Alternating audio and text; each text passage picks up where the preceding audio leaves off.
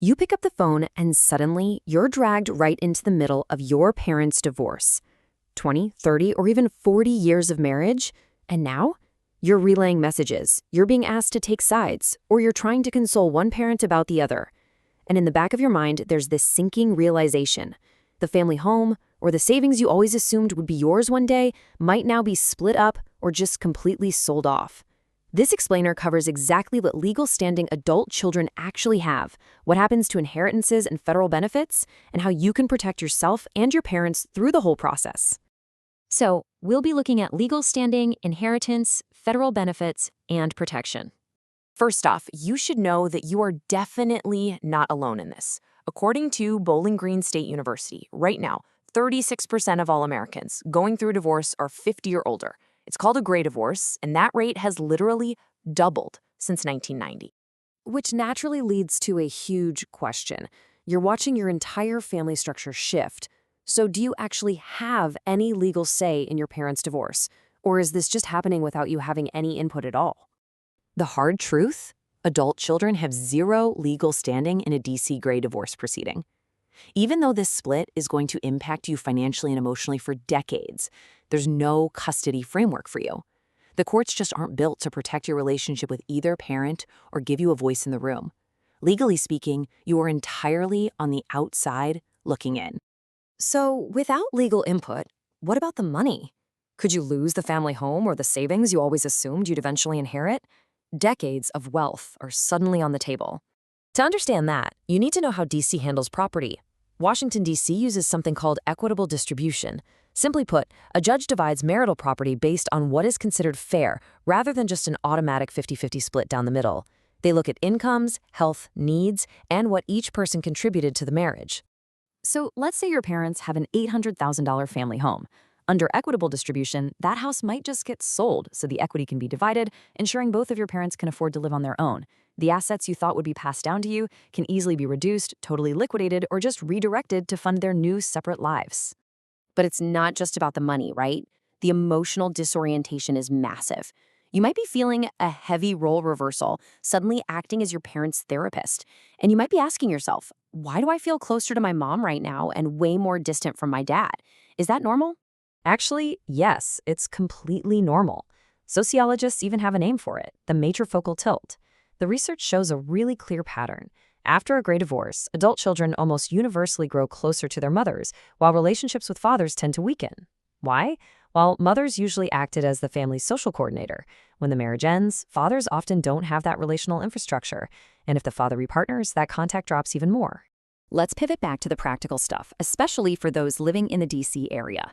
If one or both of your parents work for the federal government, what happens to their pension, their TSP, and their health coverage? This gets complicated fast. When a parent is a federal employee, their FERS pension and thrift savings plan, the TSP, are legally split using a COPE. That stands for Court Order Acceptable for Processing. It's a highly specific, very technical document that the federal government actually requires before they'll award a portion of those retirement accounts to the non-employee spouse. Dealing with a COAPE usually adds about 2 to 4 months to the divorce timeline just to get it processed correctly. But it's not just retirement. For federal employee health benefits, or FEHB, the non-employee spouse loses that coverage entirely and has to secure their own. And for FGLI, the federal life insurance, those beneficiaries have to be manually updated by your parents. Which brings up a crucial point. What documents do your parents actually need to update after the divorce? And why does that matter to you? A gray divorce means a total overhaul of their estate plans. There are 5 specific documents they need to update right away: wills, retirement beneficiaries, life insurance forms, trusts, and powers of attorney. By the way, the full explainer article over at lopezlawfirmdc.com has this exact checklist laid out for you. You can literally just walk your parents through it to make sure nothing slips through the cracks. If you only remember one thing today, make it this: beneficiary designations on retirement counts and life insurance override a will. Let me repeat that.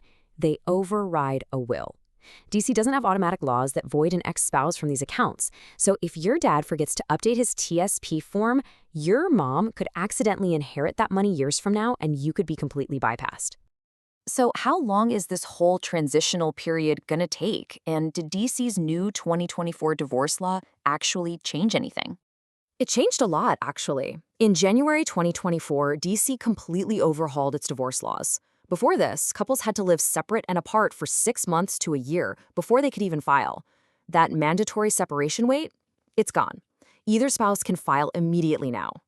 Plus, the new reform means courts now have to weigh any history of physical, emotional, or financial abuse when they're dividing up that property. Because of these changes, the timeline can be much faster.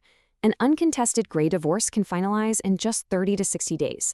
But, like we talked about, if federal benefits are involved and you need a co-op, add 2 to 4 months to that.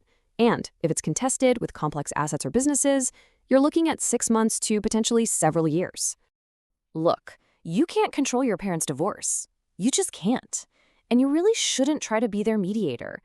But you can maintain a steady mindset. You can ensure the right conversations happen before those marital assets are liquidated and before outdated estate plans get permanently locked in.